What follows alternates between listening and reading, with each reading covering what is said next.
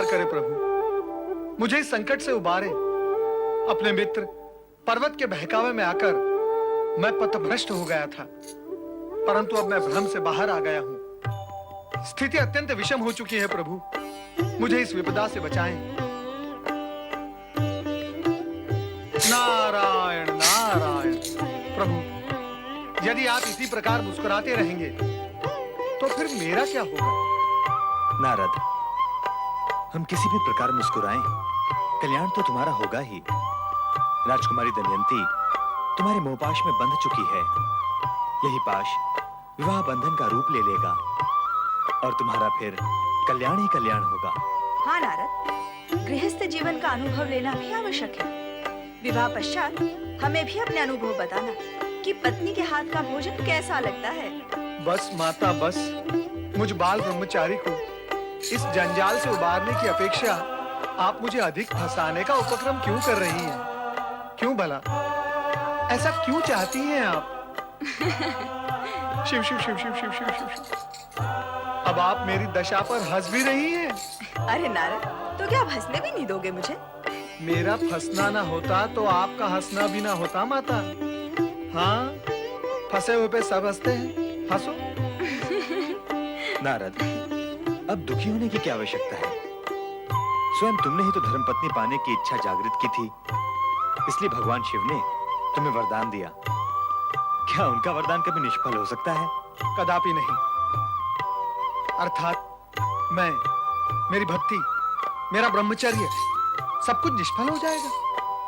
हे प्रभु, अब मैं क्या करूं? क्या अब मुझे पुनः वही जाना होगा? स्थिति को समझो नारद, और इस सत्य को भी स्वीकारो कि राजकुमारी दमयंती जैसी धर्मपत्नी बड़ी भाग्य से मिलती है। और नारद तो भाग्यवान है ही। और अब तो उसके हृदय में तुम्हारे लिए अपार प्रेम उत्पन्न हो चुका है। और प्रेम का उत्तर यदि प्रेम से नहीं दिया गया तो दमयंती के प्रेम का और हृदय का क्या होगा नारद? नारद, तुम्हारे अचानक वहां से अदृश्य हो जाने से उसका मन तो दुख का सागर ही बन चुका होगा। नारद, अपनी आराधिका को इस प्रकार मझधार में छोड़ना क्या तुम्हें शोभा देता है? उचित यही होगा कि तुम एक आदर्श अतिथि का कर्तव्य निभाते हुए शीघ्र ही महल में पहुंच जाओ। श्री हरि, क्या आपकी भी यही आज्ञा है? हमारी आज्ञा का प्रश्न ही नहीं है नारद। इस समय हमारी आज्ञा से अधिक भगवान शिव के वरदान का विचार करना होगा, उसकी चिंता और सम्मान करना होगा। इसके लिए तुम्हें तुरंत वहां पहुंच ही जाना चाहिए। सत्य यह भी है नारद कि तुम्हारे वियोग में दमयंती व्यग्र और अस्वस्थ हो गई है। तो ठीक है, मैं जाता हूं। अवश्य जाना चाहिए। नारायण नारायण नारायण नारायण।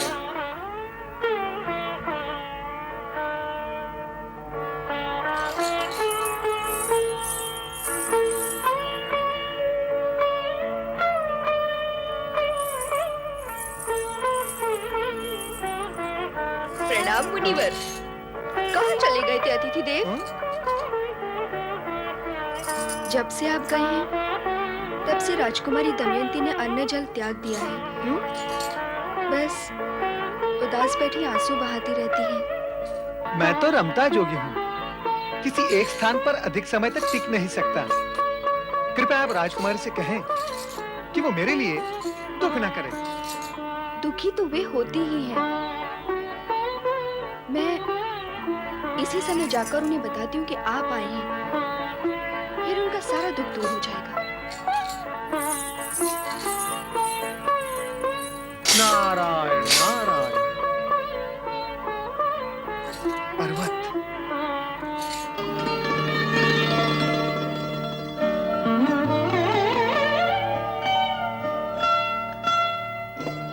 मित्र पर्वत, क्या विचार कर रहे हो? नारद, नारद, मित्र नारद, तुम कहाँ थे मित्र? तुम्हारे बिना ये महल सूना लग रहा था। अब ये मत पूछ बैठना कि मैं कहाँ गया था। तो क्या पूछूं? ये पूछो कि मैं क्यों गया था। तुम क्यों गए थे? ये तो मैं जानता हूँ, परंतु किसी का आतिथ्य ग्रहण कर इस प्रकार अदृश्य हो जाना शोभनीय नहीं है। इतने पर भी मुझे तो विश्वास था नारद कि तुम अपने मित्र के लिए लौटकर अवश्य आओगे। आप हमें छोड़कर कहाँ चले गए थे मुनिवर? ये पूछकर आपको विशेष लाभ तो नहीं होगा, किंतु अब तो मैं लौट ही आया हूँ। आपके मित्र मुनिवर पर्वत ने बताया आप संगीत में विशारद हैं, बहुत अच्छे गायक भी हैं। ये बात आपने हमसे क्यों छुपाई? मित्र पर्वत भी तो संगीत में पारंगत है। ये मुझसे अधिक ही हैं, कम नहीं। हम दोनों एक ही गुरु के शिष्य हैं। मुनि पर्वत, आपने ये बात मुझे नहीं बताई। अपने विषय में कुछ कहना उचित होता है क्या? गुण की विशेषता तो तब है जब उसे गुणी नहीं, गुण को परखने वाला बखान करे। आप दोनों ही गुणी हैं। आप कुछ गाकर सुनाए, मैं अपना सारा दुख भूल जाऊंगी। आज नहीं, फिर कभी। हाँ, आज समय और सुर अनुकूल नहीं है, फिर कभी। फिर कभी नहीं, कल ही महाराज के सम्मुख आप दोनों अपनी संगीत कला प्रस्तुत करें। कितना उल्लासपूर्ण कार्यक्रम होगा। क्या सोच रहे हो? यही प्रश्न मैं तुमसे पूछने वाला था कि तुम क्या सोच रहे हो? सत्य कहने में संकोच कैसा? हाँ? मैं तो राजकुमारी दमयंती के अतिरिक्त और कुछ सोचने की स्थिति में ही नहीं हूँ। दिन रात आठों पहर उसी के विचारों में डूबा रहता हूँ। आंखों के सामने सदा वही रहती है। नारायण नारायण। परंतु इस समय तुम्हारी आंखों के सामने कौन है? मैं तो तुम्हें दिखाई दे रहा हूँ ना। मित्र विनोद न करो। नारायण नारायण, उत्तम, अति उत्तम। तुम प्रेम करोगे और मुझे विनोद भी नहीं करने दोगे? प्रेम? मित्र, मैं तो अब तक ये भी नहीं समझ पाया हूँ कि वो तुमसे अधिक प्रेम करती है या फिर मुझसे। मित्र पर्वत, क्या एक नारी एक साथ दो पुरुषों के साथ प्रेम कर सकती है? कर तो नहीं सकती। तो क्या? तो नहीं, ही लगाओ, ही कर ही नहीं सकती। और जो नारी ऐसा करती है वो प्रेम नहीं, प्रेम का भोग करती है। नारायण नारायण। मित्र नारद, हम मूल विषय से दूर निकल रहे हैं। तो पलट के समीप आ जाओ और कहो कि मूल विषय क्या है? यही कि राजकुमारी दमयंती हम दोनों में से किसे प्रेम करती है। कहते हैं बुद्धिमान संकेत की भाषा समझ लेते हैं। मैंने भी यही सुना है और जाना है। तो फिर क्या तुमने ये नहीं सुना और जाना कि वो मेरे वियोग में आंसू बहा रही थी? नहीं। नहीं? नारायण नारायण। मैं भी नहीं चाहता कि वो मुझसे प्रेम करके अपना जीवन दुखी कर सके। मेरी तो हार्दिक इच्छा ये है कि वो तुमसे प्रेम करे और पूर्ण रूप से तुम्हें समर्पित भी हो जाए। सत्य कह रहे हो मित्र। क्या तुमने कभी नारद को असत्य भाषण करते हुए सुना है? क्या तुम्हें मुझ पर विश्वास नहीं है? मुझे तुम पर अपने से भी अधिक विश्वास है और मैं भी तुमसे अपने मन की बात कभी नहीं छिपाऊंगा। ऐसा ही होना चाहिए। तो प्रतिज्ञा करो, तुम भी अपने मन की बात मुझसे कभी नहीं छिपाओगे। कल हम दोनों साथ साथ गाकर राजकुमारी के सम्मुख अपनी संगीत कला का प्रदर्शन करेंगे। ऐसे में उसके हाव भाव से ये भी ज्ञात हो जाएगा कि उसका झुकाव किसकी ओर है। पुत्री दमयंती, तुमने संगीत का ये कार्यक्रम तो आयोजित कर लिया, किंतु ये नहीं बताया कि संगीत के इस कार्यक्रम में कौन-कौन सहभागी हैं? केवल मुनि नारद जी और पर्वत मुनि। क्या केवल दो गायक? माता, ये दोनों अति गुणी और संगीत में विशारद हैं। किंतु पुत्री, संगीत का आधार और विषय क्या है? संगीत तो अत्यंत व्यापक विषय है माता। वह धरती से आरंभ होकर आकाश तक, पूरब से आरंभ होकर पश्चिम तक अपना आधार और विषय बना ही लेता है। राजकुमारी, आप धन्य हैं। संगीत के मूल आधार का ज्ञान आपको है। संगीत की जिस व्यापकता से आपने चर्चा की है, उसका मूल आधार भक्ति ही होता है। क्षमा करें मित्र नारद, संगीत का मूल आधार भक्ति नहीं, प्रेम और सौंदर्य है। नहीं पर्वत नहीं, भक्ति से शक्ति और शक्ति से सृष्टि का निर्माण होता है। प्रेमहीन भक्ति और सौंदर्यहीन शक्ति अर्थहीन होती है मित्र नारद। लगता है तुम भक्ति के अलौकिक आनंद से परिचित नहीं हो पर्वत। इस तर्क का तो अंत नहीं होगा मुनिवर। उत्तम तो यही होगा कि आप अपने गीत और संगीत का चमत्कार प्रकट करें।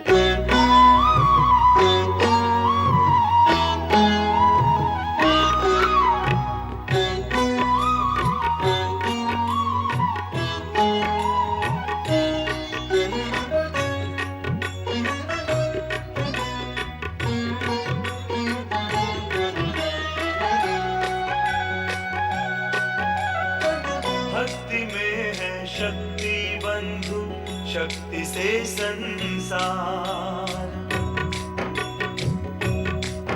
हाँ, भक्ति में है शक्ति बंधु, शक्ति से संसार। भक्ति ही है भय बंधन से मुक्ति का आधार। भक्ति में सौंदर्य भी है, योगी है न विसार। हो भक्ति में सौंदर्य भी है, योगी है न विसार।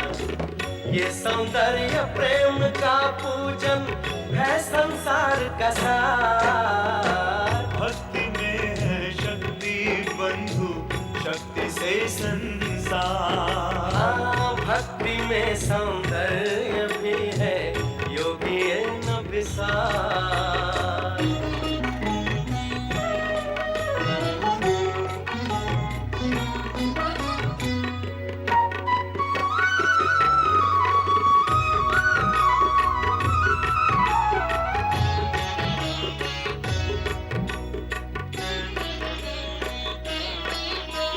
केवल उस भगवान की भक्ति हर एक कष्ट को हर दी।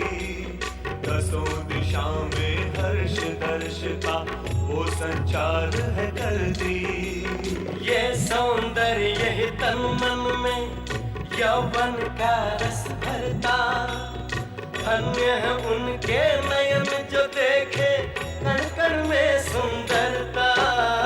यही वो धन्य है जो पाए भक्ति का उपहार। भक्ति में है शक्ति बंधु, शक्ति से संसार। भक्ति में सौंदर्य भी है, योगी है न विसार।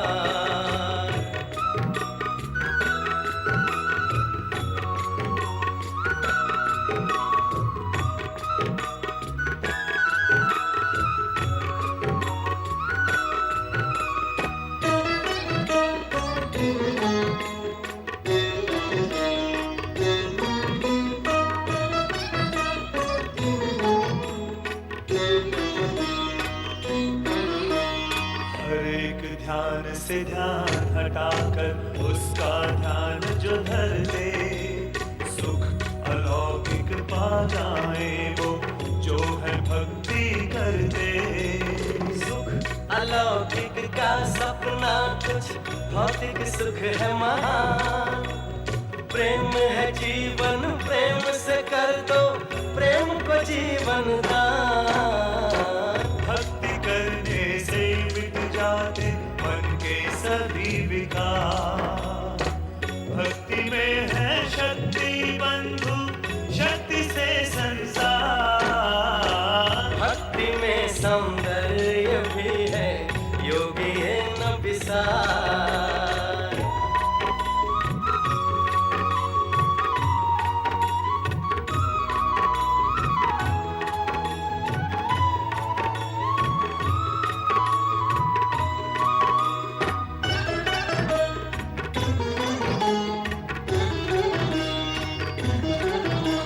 सब मिथ्या है, एक सत्य है, सृजनहार की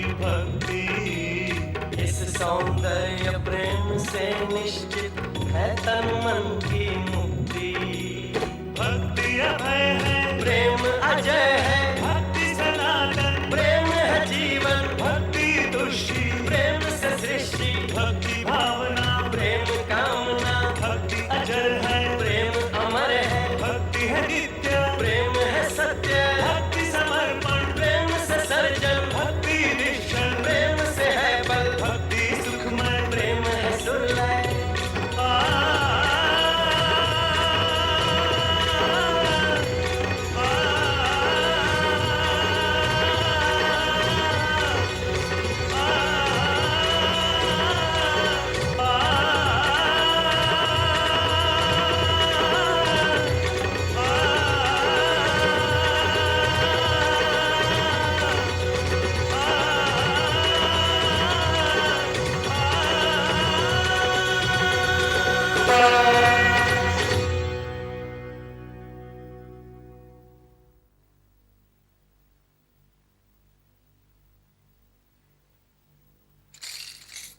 उत्तम मुनिवर नारद, अति उत्तम, सर्वश्रेष्ठ। आपके भक्तिपूर्ण गायन एवं आलाप ने हमें आत्म विभोर कर दिया। ऐसा प्रतीत हुआ हमें जैसे गीत नहीं, आपकी आत्मा के स्वर सुन रहे थे। पर्वत मुनि, आपका गायन एवं वीणा वादन भी श्रेष्ठ है। आपको निराश होने की आवश्यकता नहीं।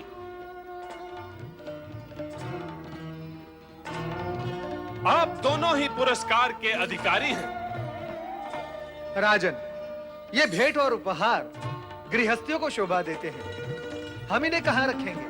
हाँ महाराज, ये भेंट और उपहार हम निर्लिप्त प्राणियों के लिए उपयोगी नहीं है। इसके लिए आपको बाध्य नहीं किया जाएगा, किंतु जो अब मैं आप दोनों को दे रही हूँ, आपको उसे स्वीकार करना ही होगा। क्या? कर्णप्रिय और मन मुग्धकारी गीत संगीत के लिए धन्यवाद। राजन, आपका मन प्रसन्न हुआ, हमें भी संतोष मिला। अब हमारी विनती स्वीकार करें। आज्ञा करें मुनिवर। राजन, अब आप हम दोनों को यहां से प्रस्थान करने की आज्ञा दें। मुनि गणों का अधिक समय तक राजमहल में रहना उचित नहीं। नहीं नहीं, मैं आप दोनों को जाने नहीं दूंगी। मुनिजन, हम अपनी पुत्री की इच्छा के विरुद्ध व्यवहार करने का विचार ही नहीं कर सकते। और वैसे भी अब आप हमारे अतिथि नहीं रहे, हमारे समान ही इस महल के वासी हो चुके हैं। इसलिए यहाँ से जाने का विचार त्याग दें। परंतु यदि आपके आदर सत्कार में हमारी ओर से कोई त्रुटि एवं कमी रह गई हो तो हमें कहें, हम दूर करेंगे। राजा संजय के आग्रह व अनुरोध को अस्वीकार करना न तो नारद के वश में ही था, न मुनि पर्वत के। संभवतः राजकुमारी दमयंती का मौन प्रेम ही प्रेरक था। दूसरी ओर देवराज इंद्र की हठ धर्मी के कारण त्वष्टा ऋषि अभी तक स्वर्ग में ही थे और उनकी उपस्थिति से गुरु बृहस्पति का उत्तेजित व क्रोधित होना भी स्वाभाविक ही था। देवराज, आपके हठ और आग्रह के कारण ही ऋषि त्वष्टा का स्वर्ग में आगमन हुआ है। हमने इससे पूर्व ही आपको सावधान कर दिया था कि आपकी आकांक्षाएं असीमित हैं, जिनका कोई अंत ही नहीं है और जिन्हें त्वष्टा कभी पूर्ण नहीं कर पाएंगे।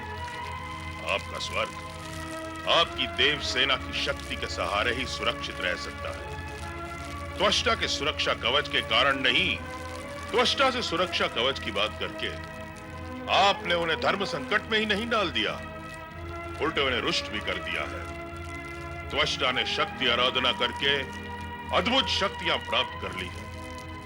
उनका रुष्ट होना भी आपके लिए शुभ नहीं है। अतः उचित यही है कि ऋषि त्वष्टा को पृथ्वीलोक लौटा दिया जाए। उनके यहां रहने से स्वर्ग का कोई हित होने वाला नहीं है। देवगुरु, क्या इसीलिए आपने देवराज इंद्र को प्रेरित किया था हमसे एक असंभव सी मांग पूरी करवाने के लिए, ताकि हम स्वयं स्वर्गलोक छोड़कर चले जाएं। यह आपका भ्रम है ऋषि त्वष्टा। हमने कभी देवराज इंद्र से यह नहीं कहा कि वे आपसे स्वर्ग के सुरक्षा कवच के लिए कहें, कारण कि हम जानते थे और जानते हैं कि ये मांग पूर्ण करना आपके लिए संभव है ही नहीं। संभव है ऋषिवर। क्या आपने हमें अपनी चमत्कारी सिद्धियों से प्रभावित नहीं किया था? क्या आपने हमें विश्वास नहीं दिलाया था अपने चमत्कारों का?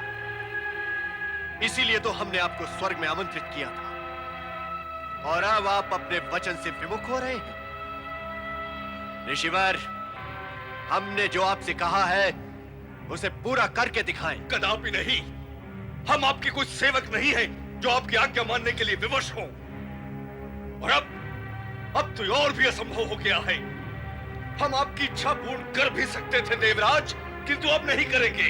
कारण क्या है? शक्ति उपासक त्वष्टा का मान सम्मान और गौरव स्वर्गाधिपति देवराज इंद्र से कदापि कम नहीं है। तो क्या प्रश्न आपके गौरव और मान सम्मान का नहीं है ऋषिवर, हमारी इच्छा का है। यदि स्वर्ग में रहकर भी आप हमारी इच्छा पूर्ण नहीं कर सकते हैं, तो आपके यहाँ रहने का प्रयोजन ही क्या है? आप तुरंत यहाँ से पृथ्वी लोक लौट जाए ऋषिवर, क्योंकि अब हमें आपकी आवश्यकता नहीं है। अरे स्वार्थी देवराज, आवश्यकता तो हमें भी तुम्हारी नहीं है। स्वर्गलोक में अतिथि बनाकर तुम हमें यहाँ लाए थे। हमने तुमसे नहीं कहा था स्वर्गलोक में आने के लिए, तुमने हमसे विनती की थी तुमने। और अब हमें चले जाने के लिए कहकर तुमने हमारा ही नहीं, हमारी सिद्धियों का और हमें सिद्धियां प्रदान करने वाली माता शक्ति का भी अपमान किया है। अब हम यहाँ एक क्षण भी नहीं रहेंगे। धैर्य ऋषि त्वष्टा। इसलिए और अधिक अपमानित होने के लिए, हमें अपमानित करने में आपका भी पूर्ण योगदान रहा है देवगुरु बृहस्पति। इसका दुष्परिणाम आपको और देवराज इंद्र को ही नहीं, अपितु संपूर्ण स्वर्गलोक को भुगतना होगा।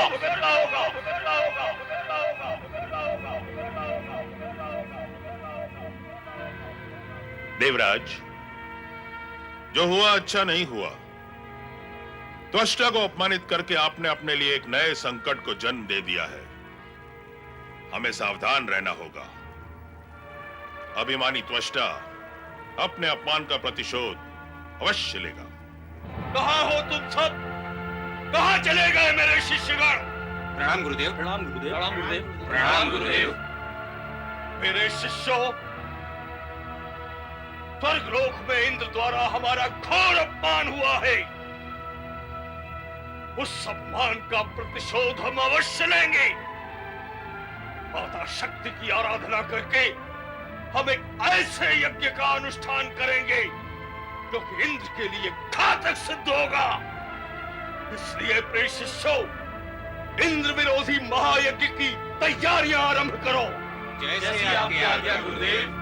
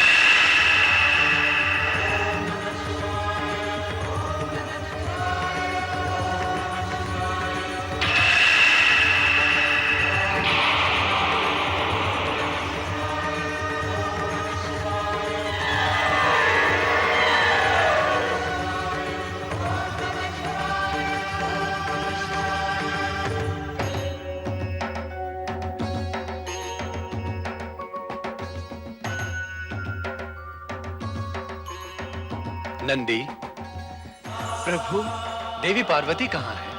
स्वामी, माता पार्वती प्रतिमास के नियम के अनुसार कुमार कार्तिकेय से मिलने गई हैं। अब तो उनके लौटने का भी समय हो गया। श्री शैल पर्वत से लौटते समय देवी पार्वती को बार बार नारद का स्मरण हो रहा होगा। देवऋषि नारद का स्मरण? हाँ, प्रथम बार जब हम कार्तिकेय से मिलने श्री शैल पर्वत गए थे, तब नारद भी हमारे साथ थे। पति परमेश्वराय नमो नमः। आप तो अंतर्यामी हैं स्वामी। ये सत्य है कि बार बार मुझे नारद का स्मरण हो रहा था। मैं तो ये भी जानने के लिए उत्सुक हूँ कि आपसे वरदान प्राप्त करने के पश्चात नारद अचानक कहाँ अदृश्य हो गए। बार बार कैलाश की टोह लेने वाले नारद क्या हमें बिल्कुल ही भूल गए? नारद हमें नहीं भूल सकते देवी, किंतु भूल अवश्य कर सकते हैं। भूल? कैसी भूल? भूल भुलैया में फंस जाने की भूल, जिससे बाहर निकलने का मार्ग उन्हें मिल ही नहीं रहा है। आपकी कृपा होगी तो वो भूल भुलैया से बाहर आ ही जाएंगे। आप तो ये बताएं कि उन्होंने गृहस्थ जीवन में प्रवेश किया अथवा नहीं। आपके वरदान के अनुसार उन्हें धर्मपत्नी की प्राप्ति हो चुकी होगी ना स्वामी? देवी, इस प्रश्न का उत्तर कुछ समय पश्चात तुम्हें अवश्य मिल जाएगा।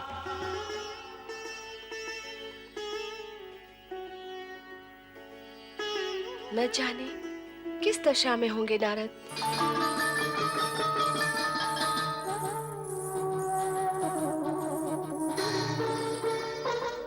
प्रणाम मुनिवर। टहलना छोड़ें और भोजन करें। भोजन? हाँ मुनिवर, ये मिष्ठान और पकवान मैंने स्वयं बनाए हैं और आपके लिए बनाए हैं।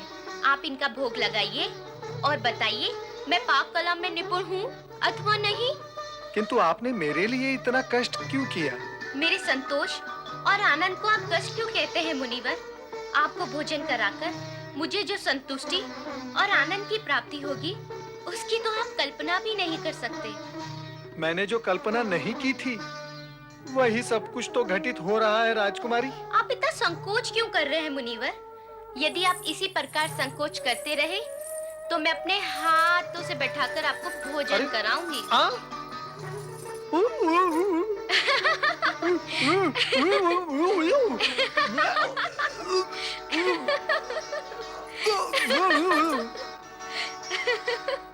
मित्र पर्वत, वहाँ क्या कर रहे हो? यहाँ आओ, चले आओ, मेरे पास आओ, मेरे साथ बैठकर मेरे साथ भोजन करो, है ना? बुलाओ उन्हें। मुनिवर पर्वत, आपका भोजन आपके कक्ष में पहुँच गया है। ये नारद जी का भोजन है। पर्वत, पर्वत नहीं, नहीं पर्वत, पर्वत।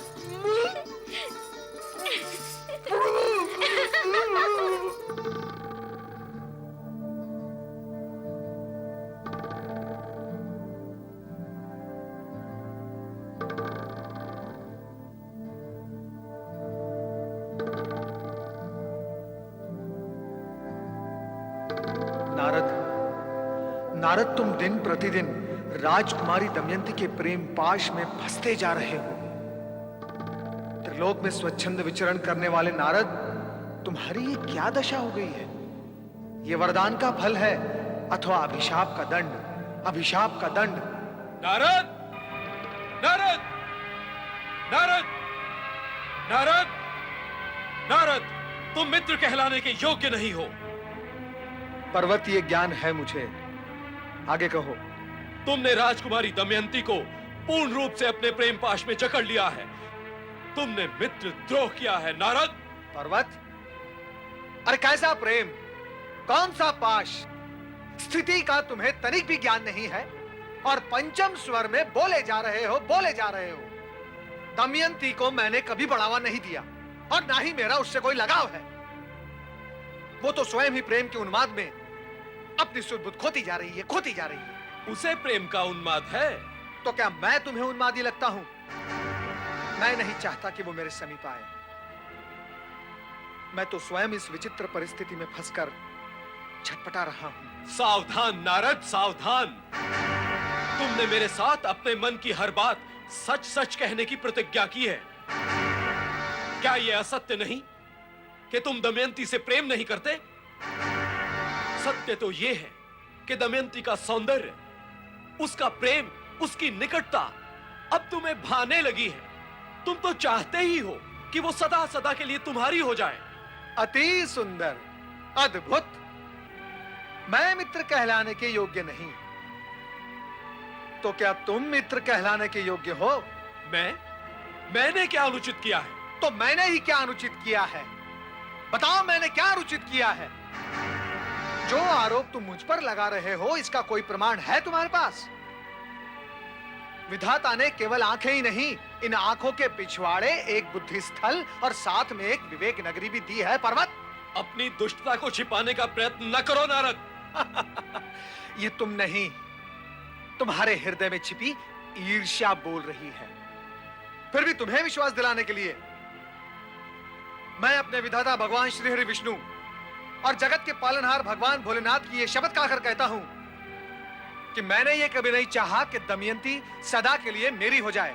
असत्य, सर्वथा असत्य। बार बार असत्य बोलकर तुम अपनी सत्य बोलने की प्रतिज्ञा तोड़ चुके हो। तुमने मेरे हृदय को पीड़ित किया है। अतः मैं तुम्हें श्राप देता हूं कि अपने मन की चंचलता के कारण तुम अपने आप को वानर सा सिद्ध कर चुके हो। अब तुम्हारा मुख वानर सा हो जाएगा। तुम वानर मुखी बन जाओगे।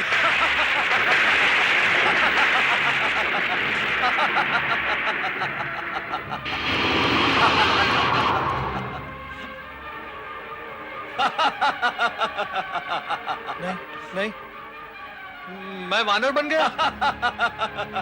पर्वत, मुझ निर्दोष को श्राप देकर जो तुमने अनुचित कार्य ईर्ष्यावश किया है, उसके लिए मैं तुम्हें श्राप देता हूं। आकाश में गमन करने की तुम्हारी सिद्धि नष्ट हो जाएगी। तुम आकाश मार्ग से स्वर्ग कभी नहीं पहुंच पाओगे।